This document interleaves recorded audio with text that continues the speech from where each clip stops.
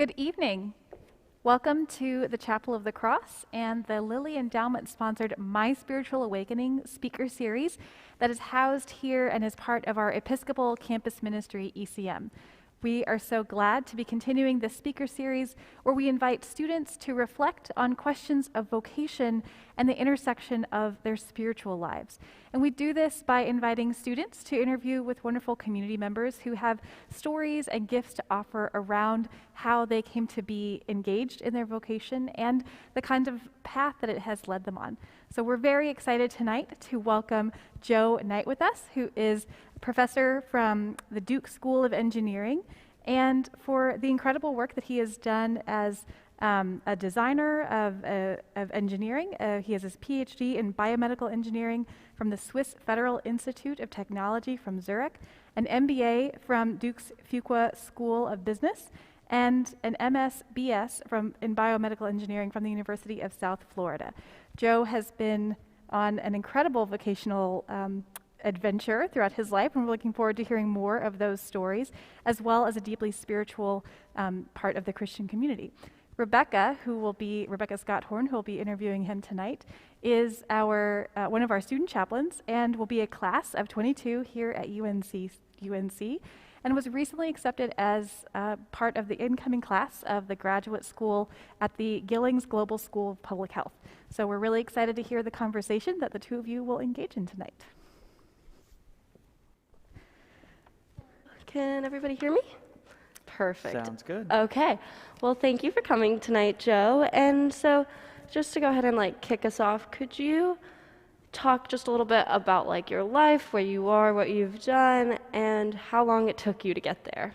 Yeah, absolutely. Well, and I appreciate the opportunity to speak with you all this evening. And I currently today lead a small medical device company in Durham for patients who their kidneys have failed, and so they require dialysis. So we have a graft technology that we provide for these patients to help them have their blood cleaned, and then it essentially reproduces the functioning of the kidneys. But yeah, it's been an amazing journey, and even it's incredible to hear all of that stuff, the things that I've done over the years. I started, was born and grew up in Florida. Was the first person in my family to go to college. Didn't know a lot about college, but knew that it was expensive, and so enlisted into the military at 17. Spent 8 years as an infantry soldier.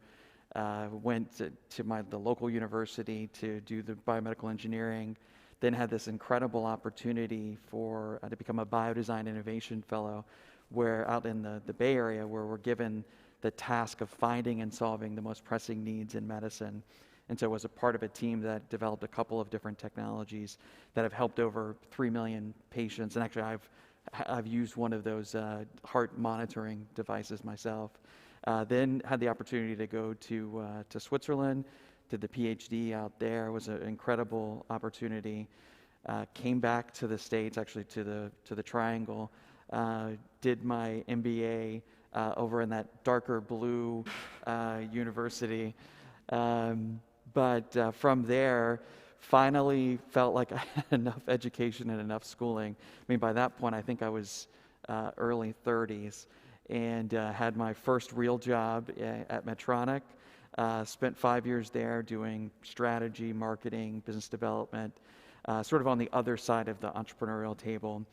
And then, always knew that I wasn't really a big company person. So finished up my time at Medtronic, moved back to the Triangle, actually without having a job lined up, and ended up getting involved with a couple of Duke surgeons that had invented the technology, the InnAVasc technology that I'm currently working on. So I've been working on that since 2015. So over the past 7 years, we've been able to do the engineering development and animal testing, bench testing, animal testing, and then we're actually in human clinical trials now to bring that technology. So we've seen patients benefit from that technology. Perfect. Well, that's a lot. I'm 21. I'm a senior in college. I can't imagine being in school for another 10 years, so props to you. But you said one thing about the medical technology and like the heart monitoring, and I wanted to kind of get back to that. And like everybody's life has changed a lot in the last 2 years. And so if you could, but yours might have changed a little more, a little differently than other people's. So if you could just tell everybody kind of what you've gone through personally in the last 2 years.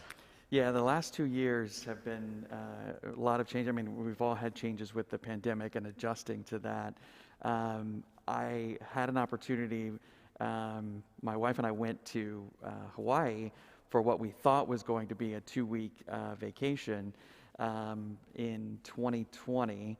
And unfortunately, about a week into the vacation, I ended up having what's called a sudden cardiac death.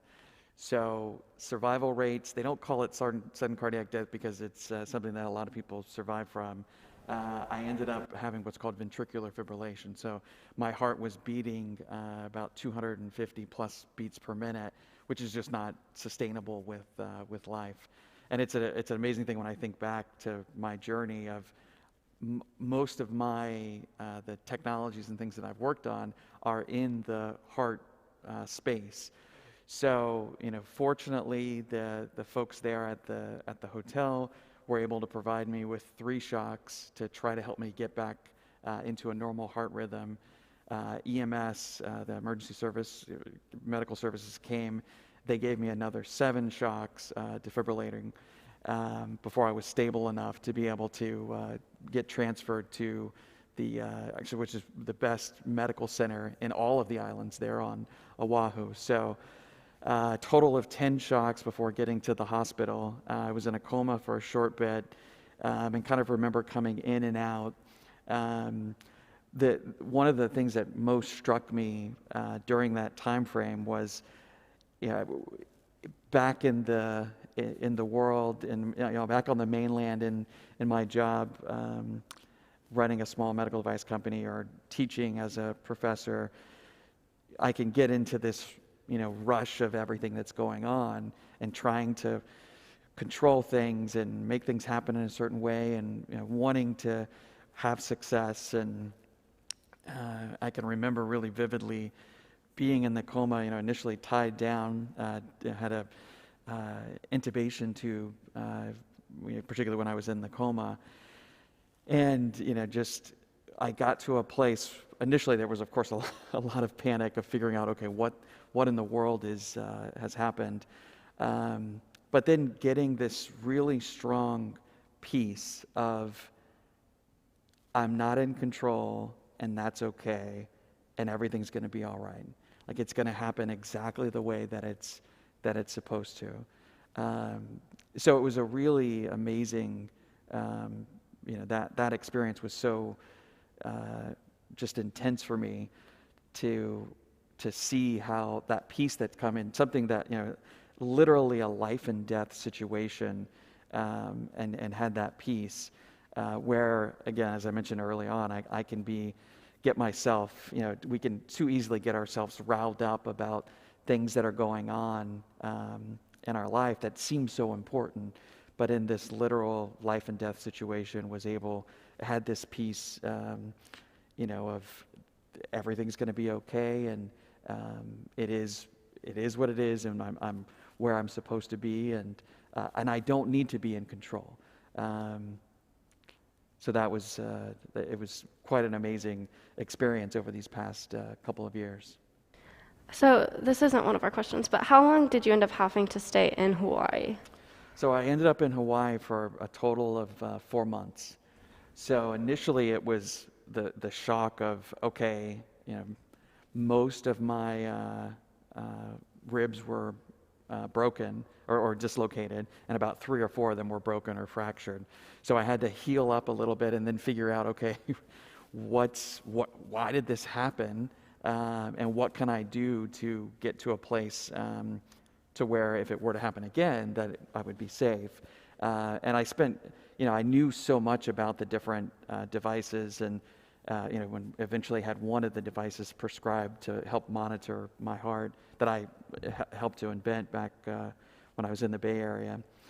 But yeah, it was quite it took quite a long time just to figure out what to do. Then we decided, okay, I actually have a defibrillator, implantable defibrillator now, so that if for whatever reason I were to ever go back into that sort of crazy arrhythmia, the device would shock me out of it. Fortunately, at this point, the device has never picked up any kind of random, what's called an ectopic beat or bad rhythm. So since it's been almost a year now since I've had the device, and everything has been fine. And some of the cardiologists tell me that I'll probably never. We still don't know why it happened, and I'll probably never have another event like that. But just in case if I ever did, I'd have the device. Even on cardiac MRIs, really intense imaging of the heart, there's zero scarring in my heart, even though I was down in the field receiving CPR for almost 30 minutes. So it's amazing. The ICU, the intensive care unit physicians were calling it a miracle. That initially it was thought he's probably not going to survive physically, but even if he does survive physically, mentally he'll never be the same. So feel very blessed and fortunate that things did turn out the way, even with not really a good explanation for why it happened, or why it turned out the way that it did, and what could have been something much more damaging and destructive. Yeah, I mean, I don't know what I would call that besides a miracle either, so I think I might agree with your doctors. But switching gears a little bit, when we talked before, and as you said earlier, you enlisted in the National Guard to help pay for college, and then you worked 3 or 4 jobs while you were in school, and then took like 10 or so years to complete your education. And so what advice would you give to college students or other people who are trying to navigate like a work-school life, socializing balance in this like society that really seems to prioritize working and doing over like rest and self-care? Yeah, this has always been a struggle for me, and continues to this day to be a struggle. The doing and like the control piece. I would say when I look back, I definitely overworked during that time frame, and there's a part of me that says, hey, now I benefit quite extensively from that hard work. It's put me in a place now today where I can do the things that I love, and but there's also another side of me that says, and as I've grown, of looking at how can I balance following that passion and the things that I believe have been laid out for me to do, but also having a balance so that I'm not ending up in some sort of situation where God kind of has to smack me, punch me in the gut a little bit to say, hey, you need to slow down, you need to calm down. So I don't know if I have any specific guidance. It's a struggle for me. I would say that you definitely need to put in the hard work, and particularly in your 20s. I look back now at the things that I did in my 20s, and the hard work, and working 3 jobs and living in my car at certain periods of time, and know now that there's no way that I could do that today, all the things that I did back then. But also wanting to balance all of that hard work and effort with just enjoying life and taking a step back to, smell the roses and enjoy the many blessings that we have as well. It's sort of the goose and the golden egg. I was tending so much to the goose, and you get some benefits and things from doing that, but at the same time, at some point, you can overwork so much, the doing part that you mentioned, that it becomes destructive. Yeah, I think a lot of, because we are speaking to like a college student crowd, I think a lot of us can relate to the doing, seeming like we're doing constantly. And so one of the things that you did is you worked in Stanford, and then you decided to go to Switzerland for your PhD. And if I'm remembering correctly, you got your PhD at the same place that Einstein did, right? That is correct. That is super cool.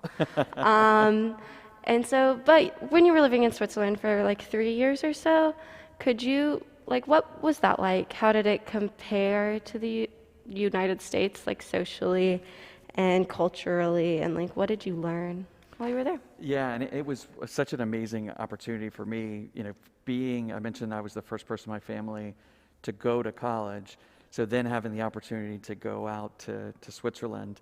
So I had gone from Florida back 3 hours to California to the biodesign. And then from there, I went ahead 9 hours to Switzerland. So through my mom, it was hard for her to keep track of where I was and what time it was. But the difference in Switzerland is such a beautiful, amazing country, and the people are so kind and wonderful. But it was really difficult. I made that transition when I was in my late 20s, early 30s, and moving to a new country was very difficult. Not only the language barrier and attempting to try to pick up and learn the language, but Switzerland in particular is this really well-oiled machine. You can see that there's like this system going on. So for example, I would go into the grocery store and buy garbage bags, simple thing, go home, put my garbage in the garbage bag, and then throw away the garbage. And inevitably, a nice Swiss person would be immediately there to correct me that I was not properly throwing my garbage away. In fact, you actually have to ask the cashier at the grocery store for what's called in Zurich a Zürdisack, and they're like $1.50 for one bag, so very expensive. But what it does, the incentives are really well aligned. If everything that I was going to throw away, I think, could this be recycled before I put it in this bag? Because I knew I was going to have to go back and get, another $1.50 bag. So there was this well-oiled machine, but particularly initially for the first year and a half, I felt kind of on the outside of it, and it became very difficult to understand those systems. But it was an amazing experience, such a beautiful country, and I grew so much. So I would say that particularly in your 20s, having those opportunities that stretch you a little bit can be incredibly valuable and give you the opportunity to really maybe move you a little bit out of your comfort zone. But now I can look back, and it certainly was a struggle going through it, but is incredibly valuable, and I have a lot of really good memories about Switzerland and that experience. Very cool. Yeah, no, I think it's the goal of lots of people to live in a different country for another period of time, and so it's really cool that you got to experience that. And then just like briefly short, like 1 to 2 sentence response, you lived in Zurich for a while, and then you ended up in the Triangle. And so can you just tell me kind of how you went from Florida to Stanford to Zurich to Durham? Yeah, I was part of it, I think, in my 20s trying to figure out, like, okay, what do I want to do and maybe what do I not want to do? And I was checking off boxes or putting X's over some. And I think I realized in Switzerland that I was going through my PhD, but I realized that I definitely did not want to do research for the rest of my life. And so then still trying to explore, okay, what do I want to do? Well, I really liked the work that I was doing back at Stanford, more on the strategic and business side. And so I came back to Durham to do the MBA and to use that as an opportunity to go more down the business route. Okay, perfect. Thank you. And so we're going to shift gears a little bit here. And just moving back in time, was there ever anything in your childhood or growing up that made you fear that you wouldn't accomplish your goals? And if so, what was that like? You don't have to have a response. You could never have been scared of anything. But if you were, what was it? Yeah, I mean, and I looking back for myself and my brothers and sisters, we had a fairly challenging childhood in the sense of, I think for the first almost 10 years of my life, we had some form of homelessness. There was only a short period, maybe 6 months, of actually being out on the street, which is what we generally think of for homelessness, but a very long period of time where we lived in the home, so like in the living room of a family that would take my family in. So, there was a lot of, starting with that base, being discouraged and, trying to figure out what way and that probably goes back to some of my drive and, when I was given opportunities coming from that upbringing and starting place, having the potential to try to make it and get an opportunity to do something. You really try to take advantage of those opportunities and pursue them. But that kind of set the stage for things being a bit more difficult, and trying to find a way to navigate through. Okay, well, thank you for sharing. You just told me a little bit about your childhood and some of the difficulties you faced, but in your childhood, you were exposed to Christianity, or when were you first exposed to religion and spirituality? Not necessarily like the Episcopal Church, but just what was that like? Yeah, I've got two parts. Sort of my very first, and then how I actually came to Christ. I think initially, I mentioned that we had different families that took us in, and there was a Christian family that took us in. So my first exposure to religion, to Christianity, was actually a very negative one. I was probably only 5 or 6 years old, and the mother of the family that we were living at, with all very loving heart and very good intent, she was, I remember running around kind of my mom, and she was having a conversation, the mother was having a conversation with my mother to say, hey, you need to get those kids to church. And I don't remember a lot of the conversation, but I remember this, or the burning in hell, and kind of really intense for a small child, and it's something that struck me really deeply. There was a time frame when I was in first grade where I stopped eating for several weeks, and just had a really strong impact on me. Fortunately, that wasn't the end of the story. I think separately from that, as I got older, not much older, 9, 10, my brother and I, there wasn't a lot of things to do on the weekend, so we would end up just going out into the neighborhood and making a visit at different churches. And so we would visit the Baptist church and the Catholic church and the Black church, and it was amazing to see how welcoming everyone was, and that eventually we settled in a church, and that's how I ended up following my spiritual path. Okay, so you were exposed to two kind of different ends of the spectrum of what Christianity can be like, and I think somewhere in both of those ends there's always this fear or this doubt. And especially as a scientist, as a very analytical person, there have been lots of people who have a really hard time combating spirituality and Christianity with science. And so how do you live with how do you live with following an entity whose existence can never really be quantifiably proven? Mm-hmm. Yeah, it's a really interesting question, and something that I thought a lot about, particularly in my 20s, thinking through. And as you get into college and you're separate from your home and family, and maybe the church that you grew up in, and you have professors that may tell you certain things, and you're thinking through and trying to figure out all the different pieces.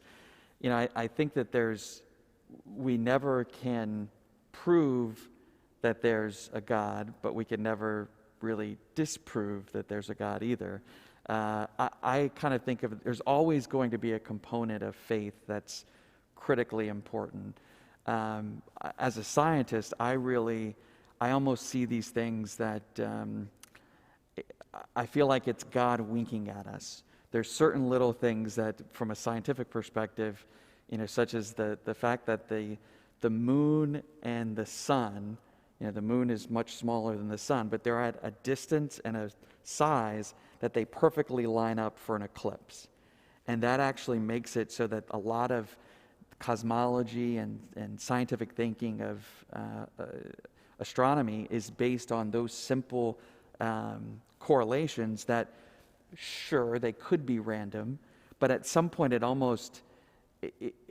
for me, it gets to a place where it almost takes more faith that these things are random than than somebody actually, a God, intended for this to happen. Or the Big Bang. We can tell nanoseconds, picoseconds right after the Big Bang, but we don't really know what came before the Big Bang.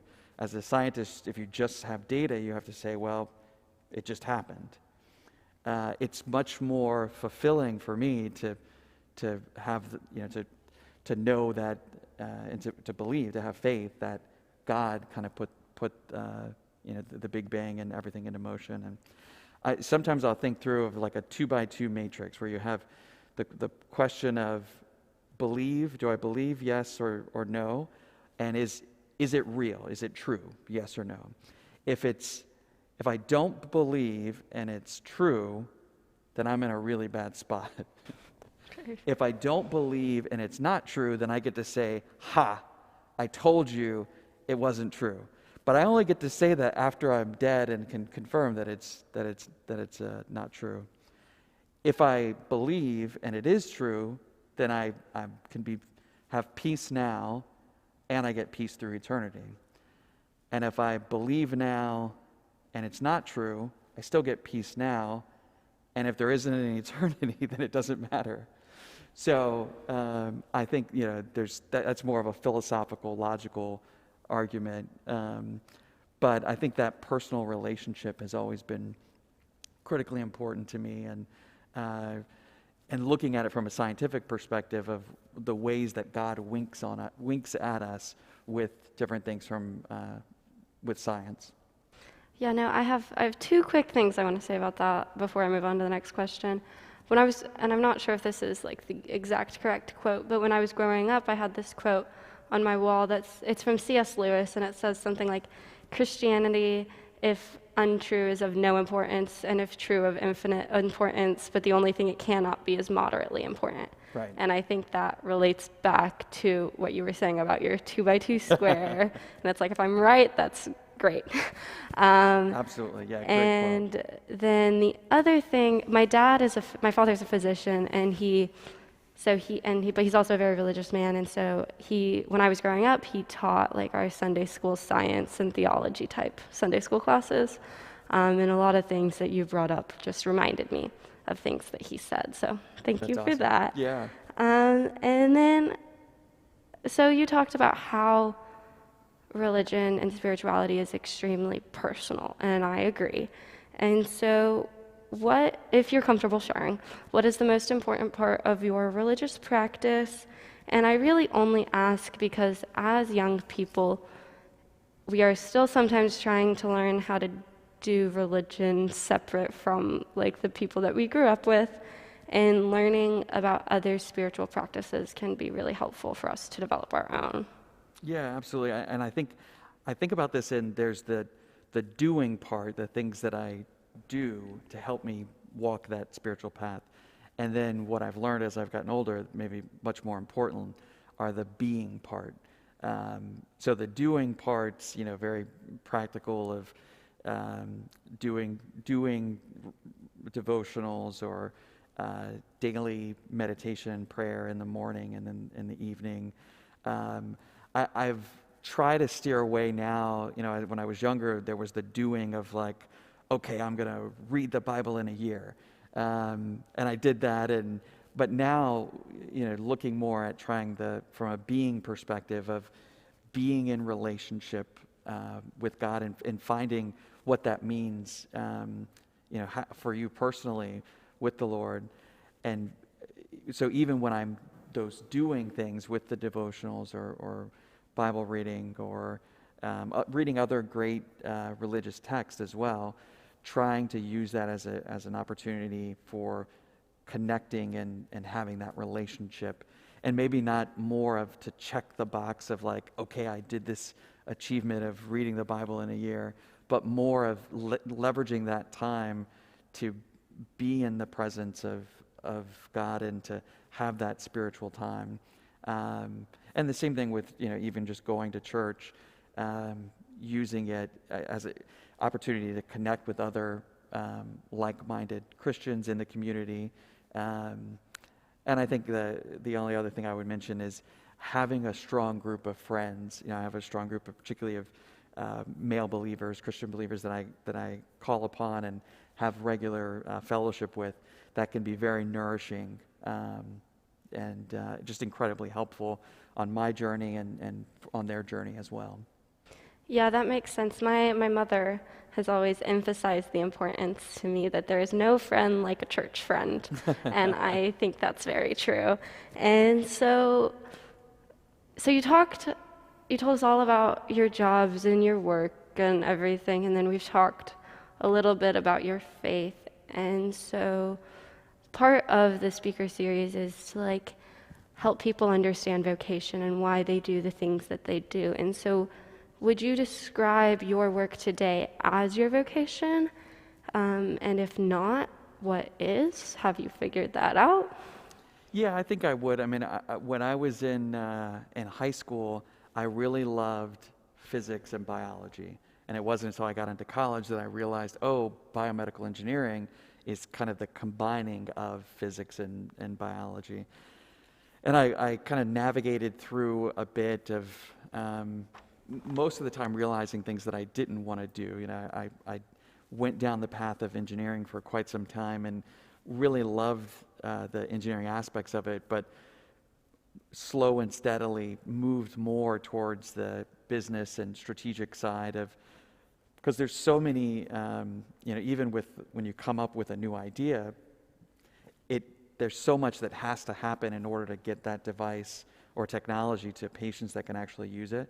And many devices will end up not making it because it may be a great idea, but the path to get to, through the technical hurdles, the regulatory reimbursement, the clinical studies, and all of that, just it's a calling to me of I get jazzed up about finding out how to make all the pieces come together to solve what ends up being a very complex and difficult problem. That's so exciting. No, I love it. So you work a lot. It's kind of how it appears to me. And you might have worked so hard that your heart gave out, which is unfortunate that it happened while you were on vacation as well.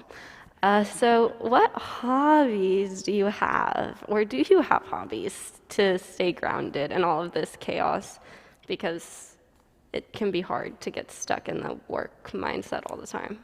Yeah, I mean, I really enjoy reading. I'm a voracious reader. I have always been a big reader. I love learning in general. I think things that have been really helpful, running has always been a really helpful kind of de-stressor. During my time in Switzerland, I ran a couple of marathons of just having that time for training, and it really allowed me to, it was very therapeutic in many ways of making that transition.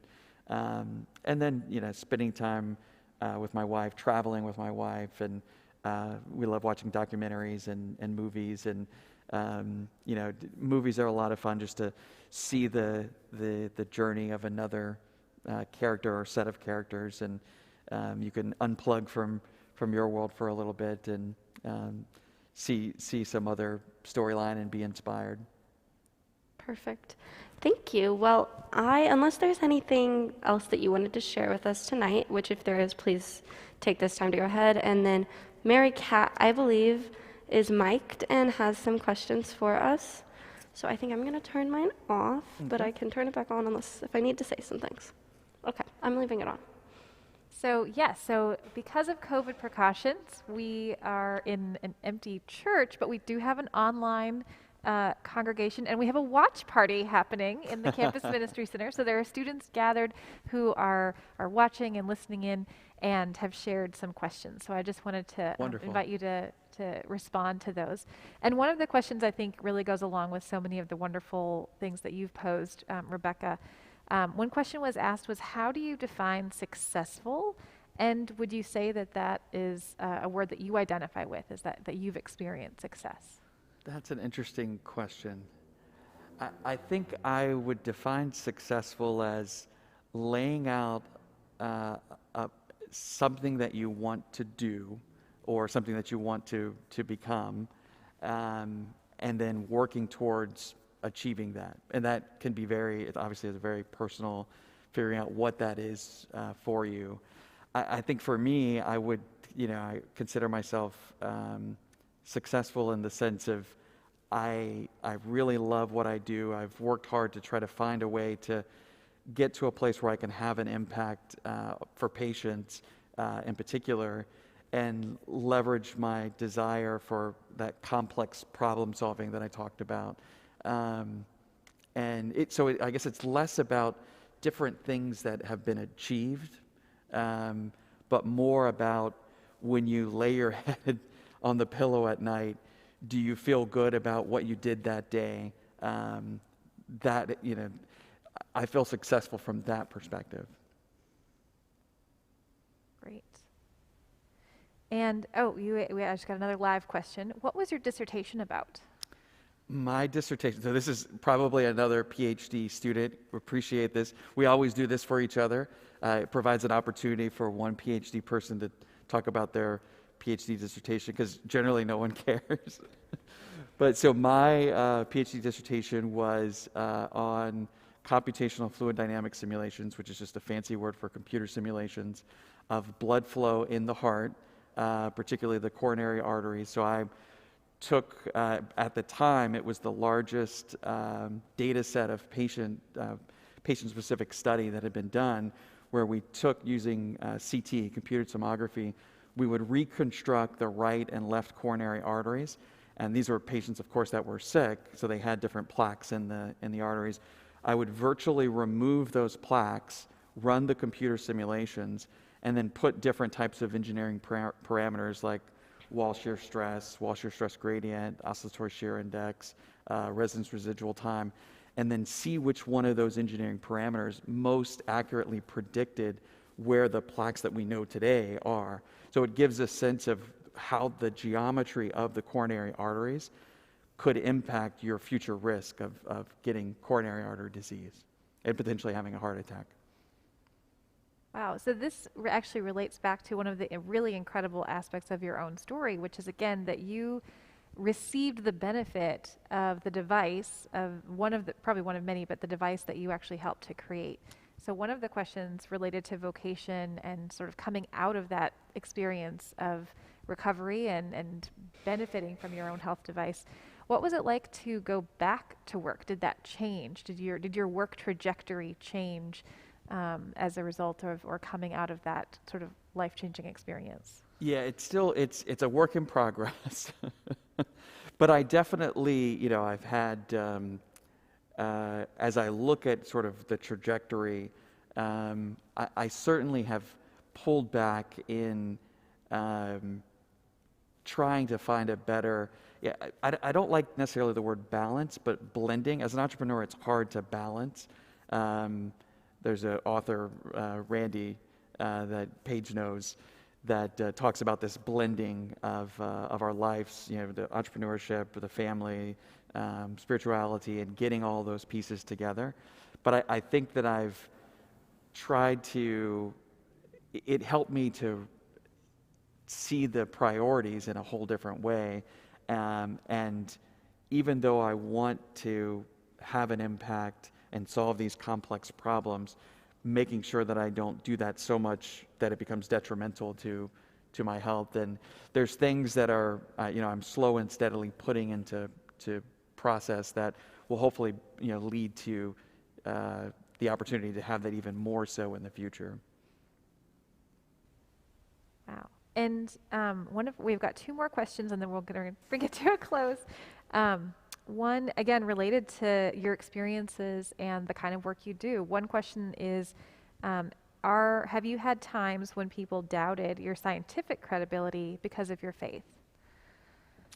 And maybe there's opportunities where those have overlapped or intersected, where you've told your story, or perhaps you keep those areas of your life very separate. Not a lot, and I almost, in some ways, I would welcome that. The closest thing, I had a conversation with a friend of mine who lives on a different continent, but I knew that he was not a believer, and I don't even remember exactly how we got on the topic, but I made a statement of the questioning the historical Jesus. And he had a lot of questions, even whether there was a Jesus as a historical figure, which was something that I really didn't realize was as prevalent as it was. But I've never really had anyone, and I know I see all of these, very difficult conversations that folks have. I've never been a part of something like that, particularly related to a scientific type of thing. Great. And the last question that we have from the live chat is another one that kind of goes back to your early motivations that set you on this path for so much education. What was it that really inspired you, pushed you to go to college and to really continue to educate yourself as you went on? What was sort of the thing that got you going in that direction? So I think a lot of it revolved around, so I mentioned that I was the first person in my family to go to college. My mom was the first person in our family to graduate high school, which was even, in some ways a bigger, and even my siblings, I'm the oldest, my 2 younger brothers and younger sister, even with me going back, wasn't able to get them to graduate high school.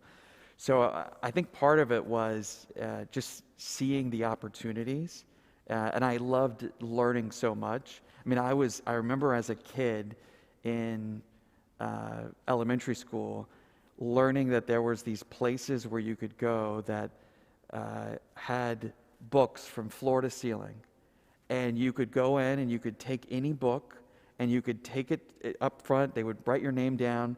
You could take it home and read it, and then come back. And of course, these are libraries. But as a kid growing up, in the poverty that I went through, that seemed like such an amazing type of thing. And so when I had the opportunity to find a way to go to school, to go to college, and then the opportunity at Stanford, and that was such a life-changing, and it opened up new opportunities, and there was, in some ways, there was some guilt of, I don't know of anyone else in my neighborhood that went to college, and so having that opportunity to do so was, and that probably puts more pressure on, leading to the overwork and all that. So it's a complex type of thing of really wanting to do the best you can and take advantage of opportunities that most of the people that I knew and grew up with just never had. Mm-hmm. Yeah, well, I think that's everything for tonight. Thank you so incredibly much for coming. I've had a great time, but we are also out of time. And so I think if there's anything else that you'd like to say, go ahead and share. And if not, I think we'll close out. And thank you all out there for coming. I'll just say real quick, I put so much pressure on myself, particularly in my 20s.